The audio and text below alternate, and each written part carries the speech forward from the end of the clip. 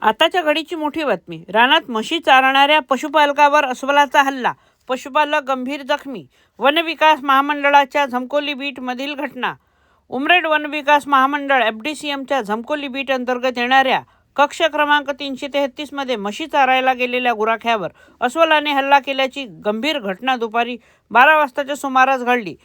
या हल्ल्यात भिवापूर तालुक्यातील भिवी गावच्या रहिवासी असलेले प्रकाश विठ्ठल किचक, वय वर्ष 58, हे गुराखी गंभीर जखमी झाले.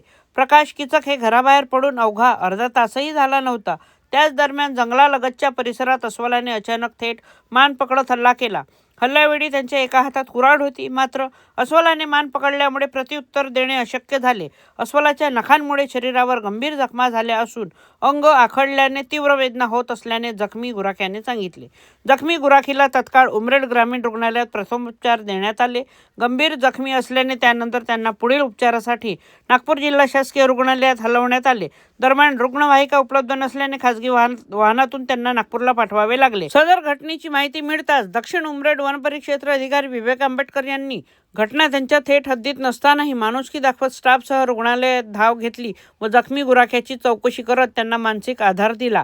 दरम्यान घटनेबाबत वनविकास महामंडळाच्या संबंधित अधिकाऱ्यांकडून अधिकृत माहिती घेण्याचे प्रयत्न सुरू असून पुढील अपडेट लवकरच देण्यात येणार आहे. विदर्भ आवाजसाठी मी सतीश तुळसकर, उमरेड. नमस्कार, आपलं नाव? प्रकाश विठ्ठल किचक.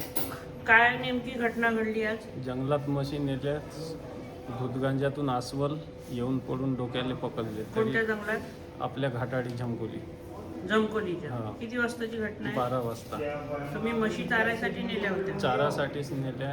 तशीच भूतगांजातून येऊन पडल्या, डोक्याला पकडलं. डोक्याच्या नंतर मी तिला काडीनं हे करायला करू, तरी पण तिनं डोक्याला पकडलं. तर मी मुंडकं खाली गेलं. कुऱ्हाड सोडली नाही हातून.